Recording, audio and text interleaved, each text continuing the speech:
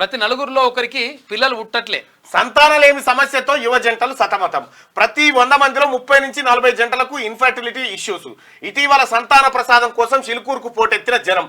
2 లక్షల మంది రావడంతో అవాక్కైన ఆలయ పూజారులు. సర్కార్ దవాఖానాల్లో అందుబాటులో లేని ట్రీట్మెంట్. సంతానం లేక డిప్రెషన్లోకి లక్షలాది జంటలు. ఇది ఈ సమస్యకు పరిష్కారం ఏంది?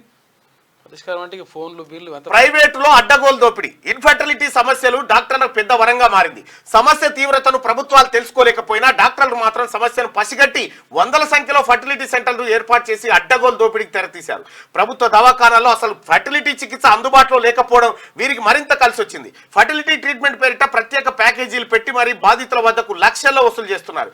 50,000 నుంచి 80,000 మధ్య పూర్తయ్యే ఐవీఎఫ్ చికిత్సకు ఏకంగా 3 లక్షల నుంచి 6 లక్షలు ఛార్జ్ చేస్తున్నారు. ఈ దోపిడీ ఆరోగ్య శాఖలో కింది స్థాయి నుంచి పై స్థాయి అధికారుల వరకు తెలిసే జరుగుతున్నా ఎవరు పట్టించుకోవడం లేదు. రాష్ట్రంలో యువతకు పెండ్లి సంతాన సమస్యలు తలనొప్పిగా మారాయి. పెళ్లి కాక ఎంతో మంది ఇబ్బంది పడుతుంటే పెళ్లి అయినాక సంతానం కలగక అంతకంటే ఎక్కువ మందే కోసపడుతున్నారు.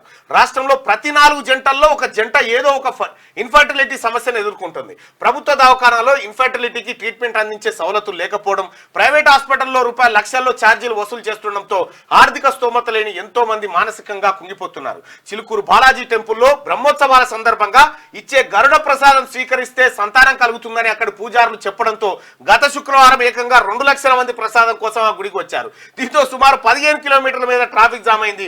తోపులాటల మధ్య 30,000 మంది మహిళలకు పూజారులు ప్రసాదం అందించారు. ఇది కథ.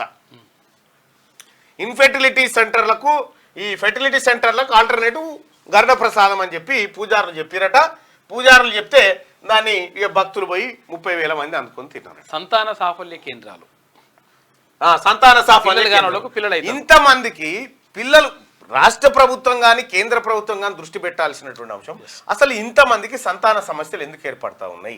సంతాన సమస్యలు ఒక తెలంగాణలోనే కాదు భారతదేశం అంతా ఏర్పడతా ఉన్నాయి.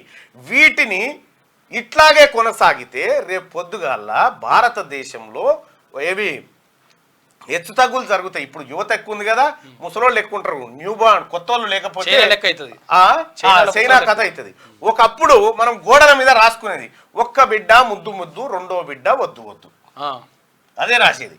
ఒక్కరు ముద్దు, ఇద్దరు హద్దు, ముగ్గురు వద్దే వద్దు అట్లుండే. ముగ్గురు పిల్లలు వద్దని చెప్పి అట్లా రాసుకునేది. ఒకప్పుడు చేతనైనప్పుడు వెనకట 5, 6, 7 ఎంతమంది అంటే నాకు 8 మంది బిడ్డ, డజన్ మా పెద్దమ్మ ఉంటుండే, మాకు ఇన్ని రోజుల పెద్దమ్మ 12 మంది అంతే. అట్లా కామన్ అది.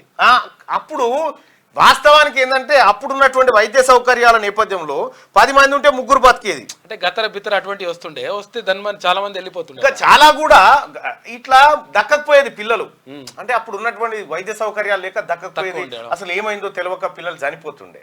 ఓటు అనుకోని ఓటు చెట్ల మంది పోసి అట్లా చనిపోతుండే. అయితే కొంతమంది ఏం చేసేదంటే ఎవరు దక్కకపోతే పెంట మీద వేసేది పిల్లగాళ్ళని. పెంటమ్మ లేకపోతే పెంటయ్య అని పేరు పెడతారు. పెంటయ్య లేకపోతే పెంటమ్మ అని పేరు పెట్టి మళ్ళీ తెచ్చుకుంటారు అన్నట్టు. పెంట మీద కింద తెచ్చుకున్నట్టుగా ఇస్తరాకులేసి ఇక భిక్షపతి అని ఉంటది, భిక్షం వేసుకొచ్చుకున్నట్టుగా ఎవరికన్నా ఇచ్చి మళ్ళీ తీసుకుంటారు. ఎవరికన్నా ఇచ్చి బిచ్చం ఇచ్చి మళ్ళా బిచ్చం పడుకుంటారు వీళ్ళే అన్నట్టు. ఇట్లా పేర్లు పెట్టి ఆ రకంగా సంతానం ఉండేది. ఒకప్పుడు సంతాన నిరోధానికి గవర్నమెంట్ హాస్పిటల్ నిరోధ ప్యాకెట్లు పంచినాయి ప్రజలకు అవగాహన కల్పించడం కోసం. ఇప్పుడేమో సంతాన సమస్యలు ఏర్పడ్డాయి. ఇప్పుడు బర్త్ రేట్ కూడా క్రమంగా తగ్గిపోతూ ఉంది, డెత్ రేట్ పెరుగుతూ ఉంది. దాంతో ఏమవుతుంది దేశంలో? ఇది కూడా రకమైనటువంటి ఇన్ఫ్లేషనే. అవును, ఆ కౌంటింగ్ తగ్గిపోతుందట ఇది. సో ప్రధాన సమస్యలు పిల్లలు. ప్రతి 4గురిలో ఒకరికి పిల్లలు పుట్టట్లేదని చెప్పి సంతానలేమి సమస్యతో యువ జంటలు సతమతం అవుతా ఉన్నాయి. మీరు ఎక్కడికైనా ఫెర్టిలిటీ సెంటర్ ఫుల్ కిక్కిరిసిపోయి ఉంటాయి సంతాన సాఫల్య కేంద్రాలు.